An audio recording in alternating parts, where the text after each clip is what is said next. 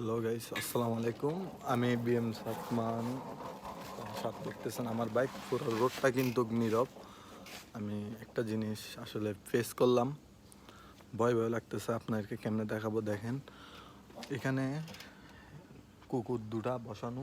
আমি যদি লাইটটা দিই, ওই দেখুন এক কোনায় কে বসে আছে, কিন্তু কে বসে আছে এটা তো আমি বুঝতেছি না। এটা আমার থেকে আসলে ভয়ও লাগতেছে।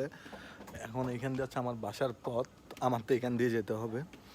এখন আমি গাড়ির পিছনে ঘুরে অনেক বুঝতেছি না। যাই হোক, বিসমিল্লাহ। আমি স্টার্ট দিচ্ছি গাড়ি স্টার্ট দিয়ে আমি দেখি যাওয়ার চিন্তা ভাবনা করতেছি আর কি কী হয় দেখা যায়।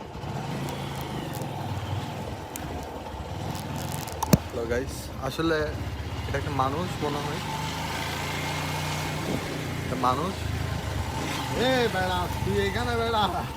আরে ভাই আমি বাসায় আম্মু ভাই এখানে গার্লফ্রেন্ডের সাথে কথা বলতেছি। ধরো বেড়া, আমি তো মনে করতেছি আরো ভূত।